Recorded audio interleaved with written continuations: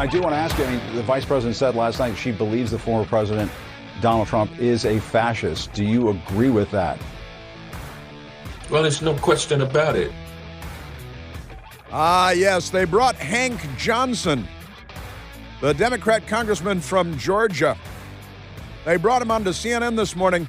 The vice president last night said, Trump is a fascist. Do you agree with that? Yes, and I'm afraid that the United States will flip over. And I'm afraid of a world without balloons. That's Hank Johnson. He thought that Guam would flip over like a frisbee in a swimming pool if we put too many Marines on one side of the island. And they bring him on as an authority. I honestly don't think that he could spell fascist.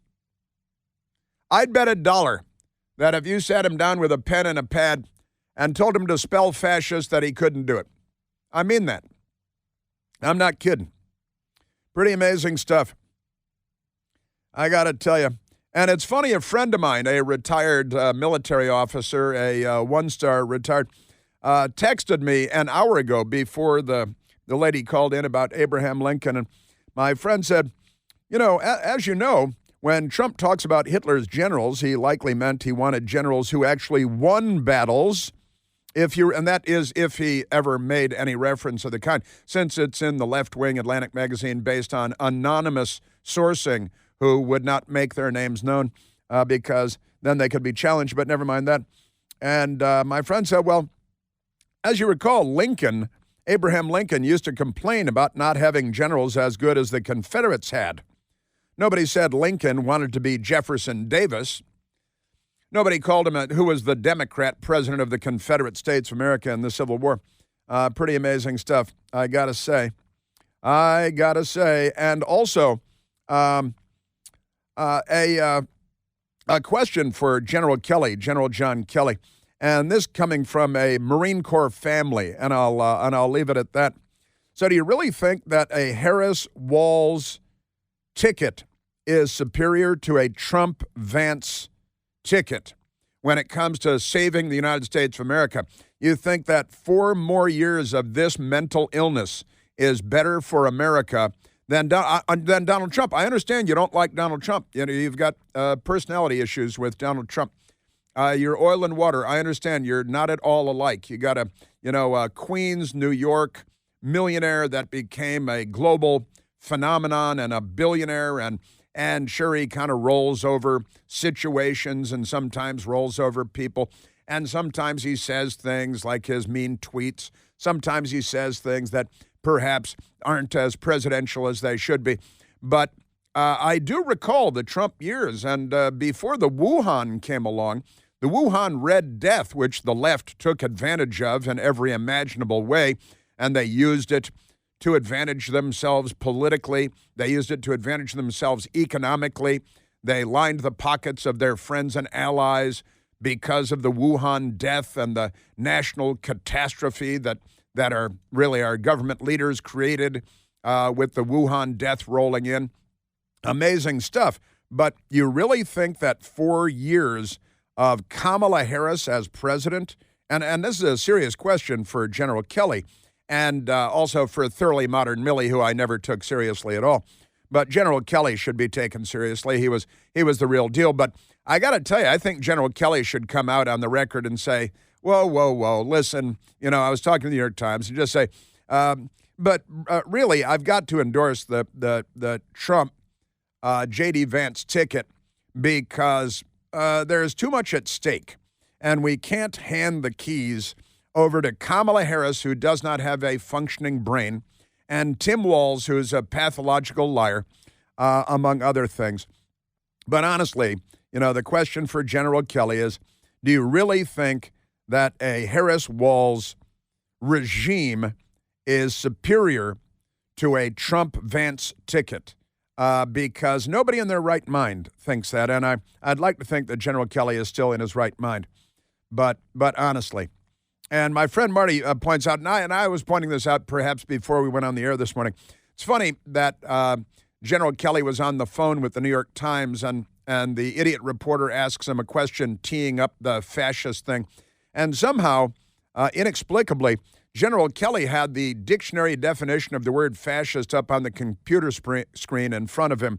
And I said, well, here's the dictionary definition of fascist. And, generally, but honestly, speaking of generally, Kelly, you should come out and clarify your remarks, because you can't really believe that Kamala Harris being president for 4 years would be better than Donald Trump being president for 4 years. We've already seen President Trump being president for 4 years, and I'm not sure that you can point to any terrible catastrophe that happened during his 4 years. I know you don't like him. It's clear that you don't like him. You don't approve of him, his style, his personality. I understand that. And you're certainly entitled, obviously, to feel that way about him personally. But don't be ridiculous. Don't embarrass yourself by suggesting that it would be better to have Kamala Harris as president. She is not on our team. She is not on Team America, honestly. And why did you have the dictionary definition of fascist on the computer screen in front of you? Isn't that amazing? I am telling you. Wah, wah, wah. And, these four-star generals, they say, by the time you get your second star, you're a politician. But I've also got to say, for General Kelly, I think politics may not be the right line of work for you. Dwight Eisenhower made the transition from Supreme Allied Commander and Commander of the Armies and Commanding General of the Armies and five-star general in Europe, smashing the Socialist Workers' Party of Adolf Hitler.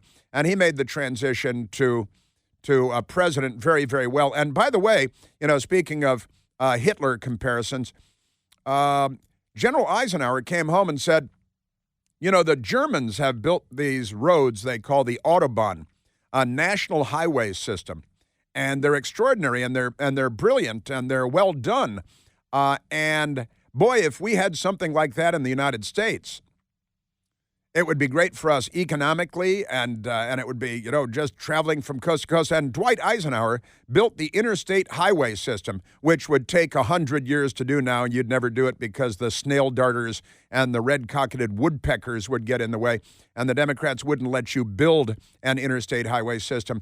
But it's true that Dwight Eisenhower modeled our interstate highway system on what he saw in Germany, the Autobahn, and that Hitler and the Nazis said, hey, maybe it's the interstate highway system. They don't have a lot of interstates, but they were expanding. They were in a period of expansion around Europe then.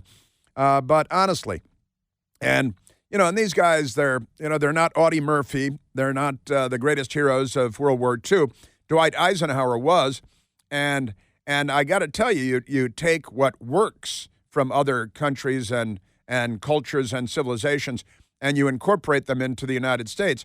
And that's something that we've been very effective at doing. It's part of the whole immigrant thing, is we take the best of other cultures. That's what we're supposed to do.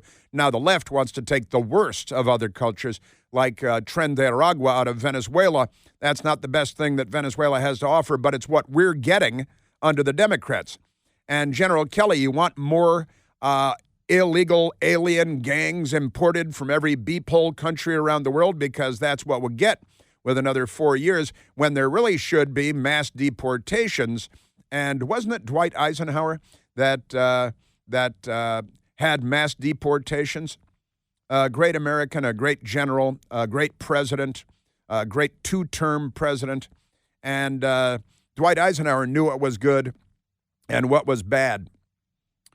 And I think Donald Trump he knows what's good and what is bad, and he's on our side.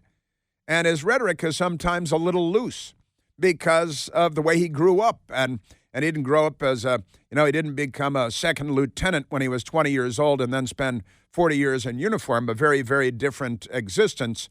But I've got to say, General Kelly, if you prefer Kamala Harris and Tim Walz be in charge, then I really think that maybe you should stay out of politics, because you couldn't be more wrong. Hate to disagree, but going to have to disagree. Now let's go to Manderson Pooper. And what did you say? What was that, number 12, number 13? What was it? All right, so let's go to number 12 and number 13, right? Because Manderson Pooper and the Kamala Harris interview. Pretty funny stuff. She had who was it? The guy's great line on CNN said she had a debate last night against no one and she lost. I'll get to that one too.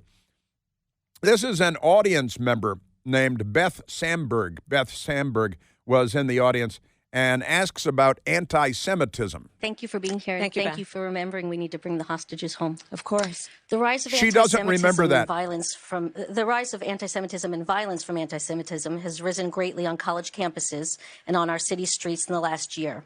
How would you combat this growing trend and protect our young adults? Yeah, how? Just tell me. Why don't you answer me that? Why don't you? It was a little pleasantry that Beth Samberg threw in there saying, I know you're focused on bringing the hostages home. Totally false. They don't give a flying hoot about American hostages being raped every day by Hamas in a tunnel system that we funded through the idiotic United Nations. But never mind that. Kamala with her idiot answer. But I'm going to tell you what doesn't help. Again, I invite you to listen and go online to listen to John Kelly, the former chief of staff of Donald Trump, who has told us, Donald Trump said, why aren't my generals like those of Hitler's? General Kelly didn't say that. Who has referred several times. We've heard the reports for years. No. And General Kelly didn't say that. She's conflating the Atlantic magazine article by Jeffrey Goldberg with the New York Times interview with General John Kelly. And she is just making it up now because she's not smart enough to be able to differentiate intellectually between the Atlantic article, which is a hit piece on Trump, versus the New York Times article, which is a hit piece on Trump, where they recruited General Kelly because they know that he hates Trump. And it was the New York Times reporter teeing up the word fascist, and then General Kelly mysteriously, with the dictionary definition right in front of him on the computer screen, responding as though it's off the cuff. What do you think? Do you think he's a fascist? That's the starting point, you see. Looking at the definition of fascism. Yeah, and wow, what a coincidence. You're looking, oh gosh, it's almost as if you knew that was going to be the question from the New York Times reporter. Isn't that amazing? Just great. And then Manderson Pooper asked Kamala whether Donald Trump hates the Jews. You know, his daughter converted to Judaism, married a Jewish man. They're raising their kids in a conservative Jewish household, a conservative Jewish synagogue. Donald Trump got 3 peace deals between Israel and Arab nations. Donald Trump moved the U.S. Embassy from Tel Aviv to Jerusalem at long last. Donald Trump is a hero in Israel. Donald Trump visited Israel wearing a yarmulke, went to the Wailing Wall, the Western Wall, and left a note in and prayed at the Wailing Wall. But Manderson Pooper, billionaire boy, asked this. Do you believe Donald Trump is anti-Semitic? I believe Donald Trump is a danger to the well-being and security of America. What was the question? He has said that he's casting himself as a protector of Israel. Casting himself. Do you believe you would be more pro-Israel than Donald Trump? I believe that Donald Trump is dangerous. That's not a yes. That's not a yes. This is their talking point, and that's it. This is their whole campaign, their whole filthy fascist campaign, honestly. Amazing. Democrats. It is a mental illness. I think it was Michael Savage that coined that many years ago, that liberalism is a mental illness. Pretty amazing stuff. I am telling you. You know, an unforgettable meal begins with bringing people together, and nothing makes a meal unforgettable like the unrivaled quality and delicious flavor of Omaha steaks. You can taste the difference right now and save 50% off site-wide, the entire website, during their semi-annual sale at omahasteaks.com. Plus, you're going to get another $30 off because you hang out with me. And you use the code PLANTY at the end, and you save another $30. Come on, you can thank me later. Their legendary steaks are selected from the finest grain finished beef for superior marbling, and then they're hand-cut by master butchers in America's heartland. Then each and every steak is flash frozen at the moment of carving. carving to retain the rich, juicy, delicious flavor. You save 50% off site-wide on mouth-watering steaks during the semi-annual sale at omahasteaks.com. Plus, because you know me, you get another $30 off with the code PLANT. That's 50% savings plus another $30 off at OMAHA, omahasteaks.com with the code PLANT. Minimum purchase may apply. Visit omahasteaks.com for all the delicious details. Yes, sir. Yeah, this is it. It's all they got. They're like school children. But they're all dumb. Not all school children are dumb. Although we're raising them dumb, aren't we? You know why? Democrats. We've got to get past this era of politics and partisan politics, slowing down what we need to do in terms of progress in our country. We go to the telephones. We got some reaction. The whole theme, the whole media thing now is fascist Hitler, Hitler fascist, fascist Hitler. We could do a 5-minute montage of the media doing fascist Hitler, Hitler fascist. And then the Democrats are going to... Remember, they were warning us when Trump was president, Michael Beschloss, that if the Republicans won in Congress, they would kill your children. This is what the Democrats are peddling. And then they aborted 1 million babies and gave an award out for it. Let's grab a phone call. Let's go to Mike calling from South Riding, Virginia. Michael, you're on the Chris Plant Show. Hi, Chris. Good morning. Talking about these anonymous sources, I've always felt that, yes, maybe there are real anonymous sources, but I think a lot of times these reporters, since they all work for the Democrat Party anyway, that they create, quote, anonymous sources, end quote, to get the Democrat Party talking point in, or their own political view, which is the Democrat Party view, because they know they can hide behind the First Amendment. Oh, I'm protected under the First Amendment. I don't have to disclose my sources. Because if somebody said, okay, what's the name of the source? Oh, I don't have to tell you that. Yeah, because you made it up. There is no actual source. You just, said that. So cynical, Mike. Yeah, well, as you get older, you realize that, it's not a Pollyanna world. Well, we're being lied to more than ever before. And even the government sources are lying to us all over the place, too. Yeah, and as far as Hitler's generals go, since more than likely the Democrats they don't teach history in school anymore unless you're that's right. It's the white heterosexual Christian males Real that are quick, evil. I'm running out of time on you. Okay, anyway, not all of Hitler's generals, whether Waffen SS or Army, were Nazis. Some of them tried to kill Hitler.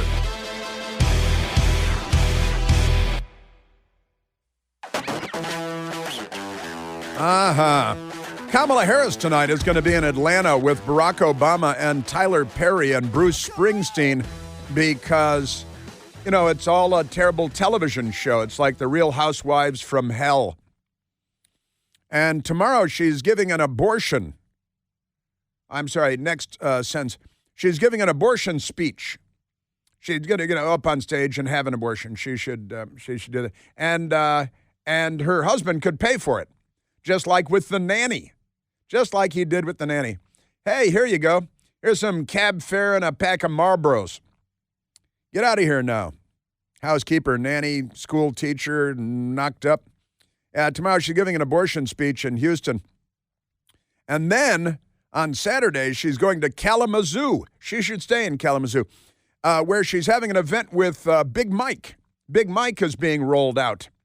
That's Michelle Obama for everyone that Michelle Obama coming out. And when I say Michelle Obama coming out, what I'm saying is, so there it is, amazing. And Trump has a rally tonight at 10 p.m. on the East Coast.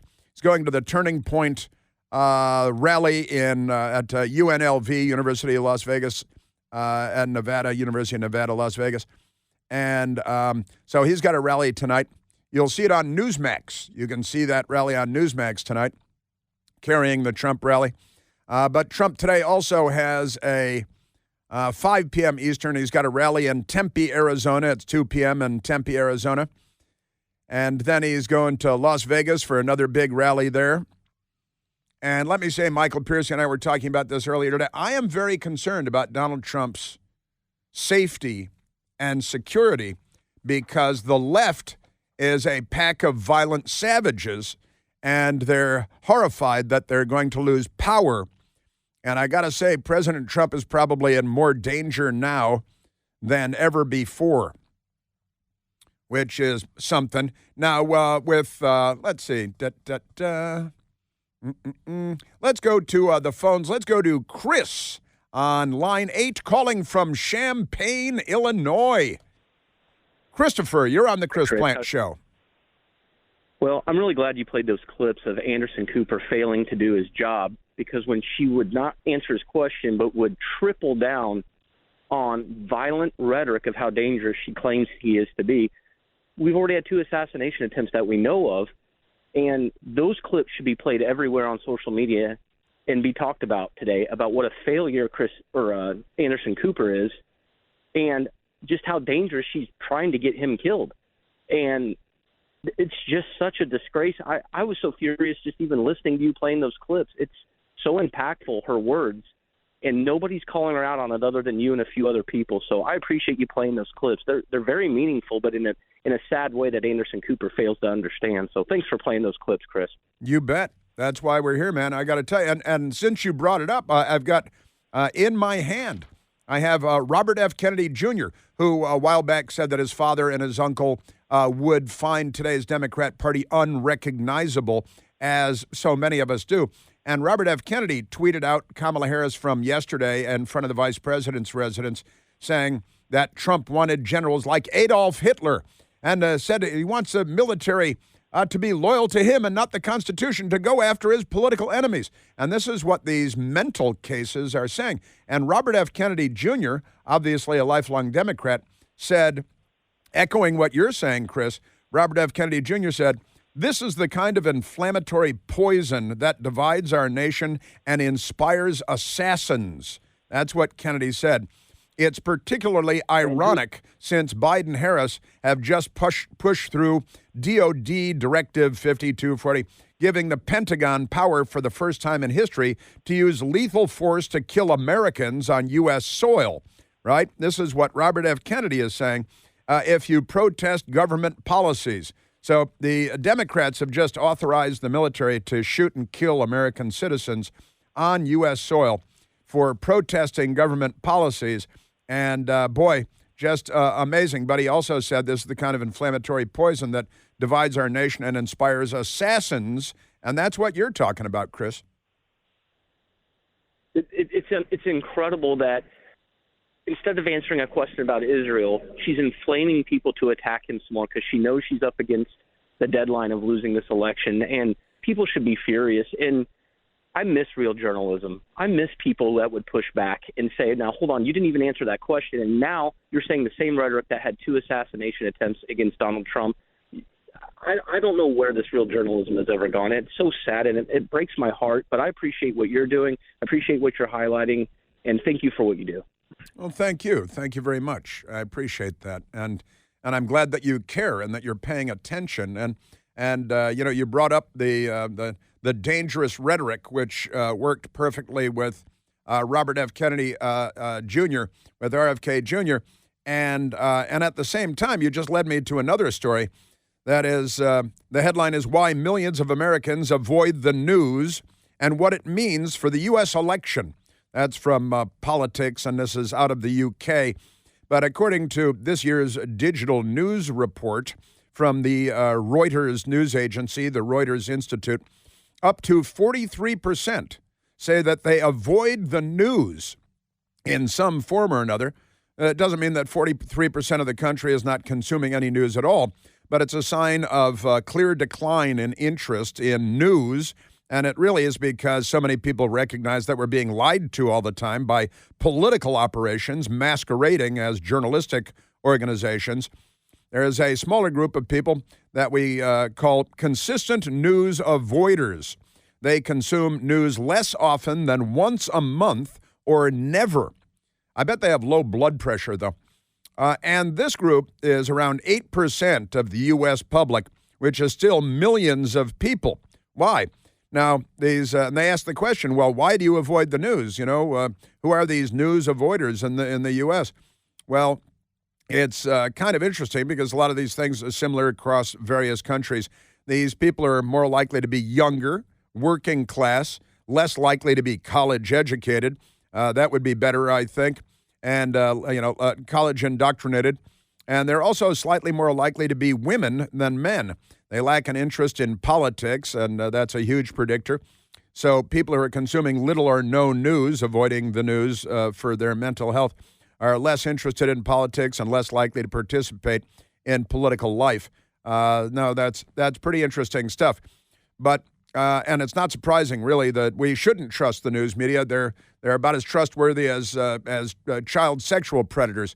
You know, like Anthony Weiner, you know, another famous Democrat of Humma Weiner fame. And she's dating Humma Weiner after dumping the child sex predator, Anthony Weiner, her close friend and ally of the Clintons, and the Hillary Clinton hooked them up together, Anthony Weiner and Humma Weiner. And now Humma Weiner is all shacked up with Alex Soros, the son of George Soros, and they're buying up radio stations, getting fast-tracked by the FCC under Biden and Harris so that they can dominate information and lie to everyone in English and in Spanish. Isn't that amazing? I'm telling you. Now, let's. We've got some more Kamala, and I love one of the reactions to this stuff. Now, let's see. Where did we leave off, Michael? We went to and they talk about the border, Manderson, Pooper, and Kamala, and boy, oh boy. Now, you know, what are we going to, and again, John Kelly wants I guess he wants the open borders party. He wants the more child sex trafficking party, the more fentanyl flowing into the U.S. party, wants the Democrat Party, which makes the Sinaloa cartel very happy, makes the Venezuelan gang Tren de Aragua very happy. I'm proud to be on the party that isn't interested in helping the Sinaloa cartel and Tren de Aragua and the child sex traffickers and the drug traffickers, but that's me. And the ridiculous lies that they told, and she's like, oh, we've cut the flow of illegals at the border by half. Well, first you increased it by 1,000%, and then you reinstituted one executive order, the one measure that Trump took, and that cut it in half like that. I just snapped my fingers. Like that. Just cut it in half like that. And we were yelling at you to do that all along, right? But then Manderson Pooper let's go to number 8, right? Number 8 on the, hey, you didn't like the border wall. You didn't like securing the border. And General Kelly talking to you, reminding you again, this is the open border party. Under Donald Trump, you criticized the wall more than 50 times. You called it stupid, useless, and a medieval vanity project. Is a border wall stupid? Well, let's talk about Donald Trump and that border wall. So remember, Donald Trump said Mexico would pay for it? What about the question? Come on, they didn't. How much of that wall did he build? I think the last number I saw is about 2%. Well, that's a lie. Everything is a lie, and Manderson Pooper has no comeback at all. To fix the problem, you're doing this compromise bill. It does call for $650 million that was earmarked under Trump to actually still go to build the wall. I'm not afraid of good ideas where they occur. So you don't think it's stupid Which is anymore? I think what he did and how he did it did not make much sense because he actually didn't do much of anything. What? I just talked about that wall, right? We just talked about it. He didn't actually do much of anything. But you do want to build some wall. I want to strengthen our border.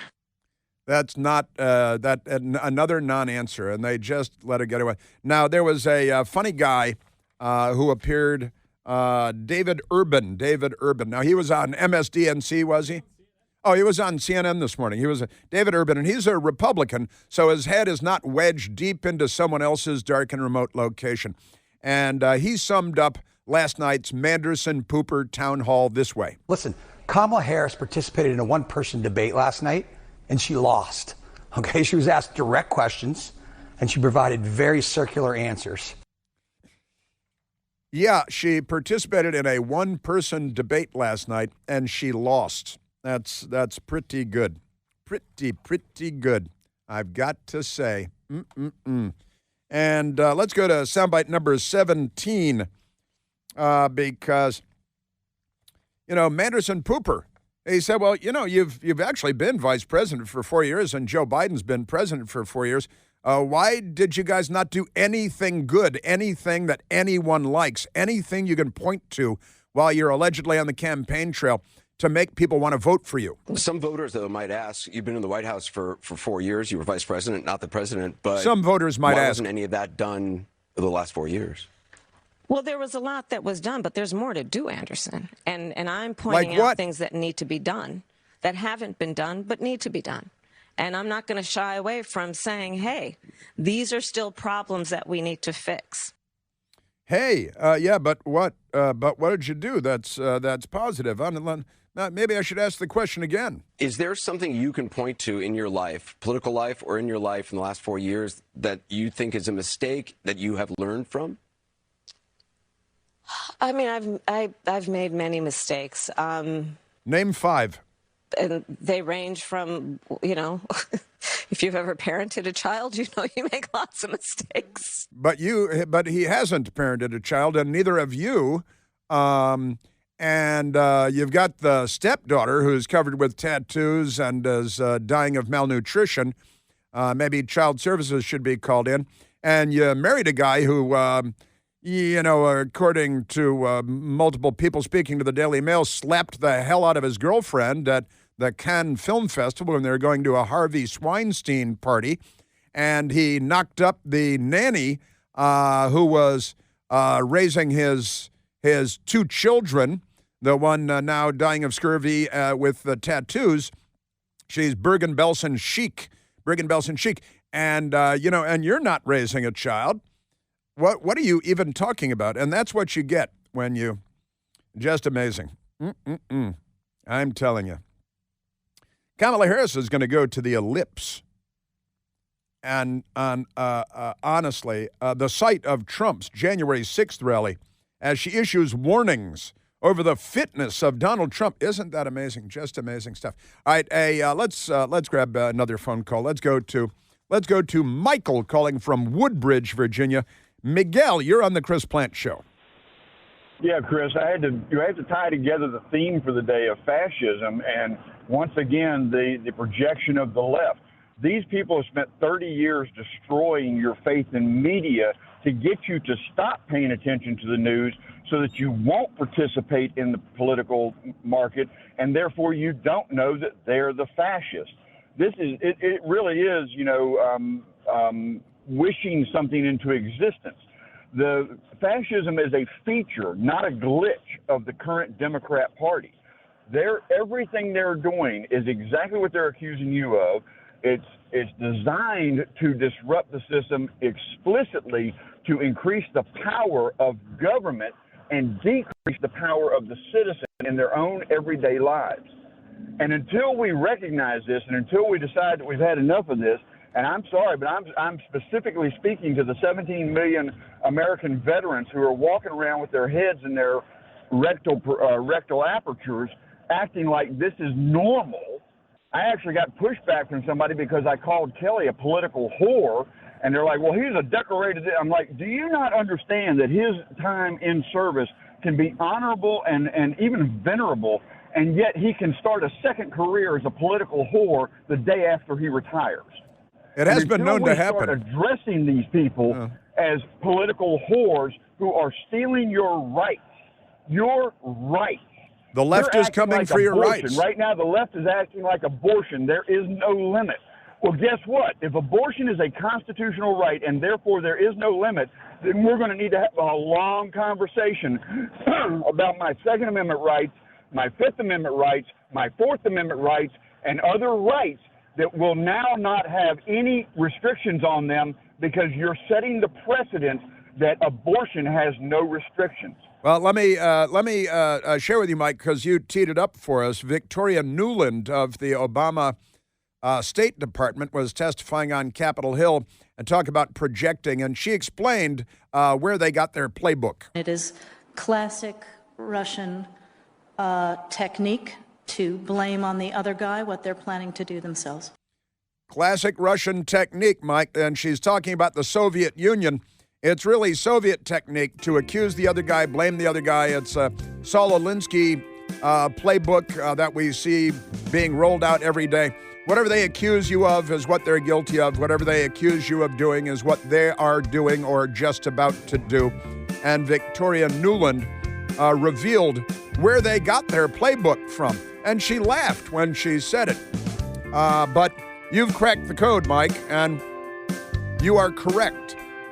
Do you pray every day? I do pray every day. I do pray every day, sometimes twice a day. To Satan.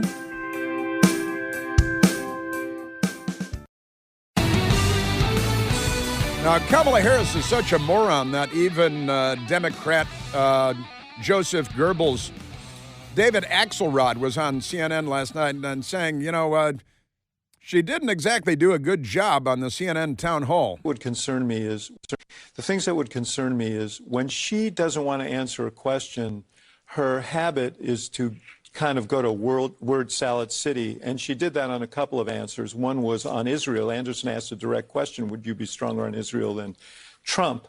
And there was a 7-minute answer, but none of it related to the question he was asking. Even he's had enough of her, honestly. President Trump had a rally in Duluth, Georgia, where my best girl and I were a couple of weeks ago for a big birthday party. And he was introduced by Jason Aldean, who was the talent at the concert in Nevada when the psychopath murdered all those people. And President Trump, just to change the tone completely, has a positive message. I'm here today with a message of hope for all Americans. With your vote in this election, I will end inflation, I will stop the invasion of criminals into our country, and I will bring back the American dream. I'm going to bring it back very quickly. Democrats will declare that Hitler ended inflation because that's where their mental illness has taken them. It's just the rock throwing, the name calling, the crazy, violent Democrat fascists that, keep in mind, the left is coming for your rights.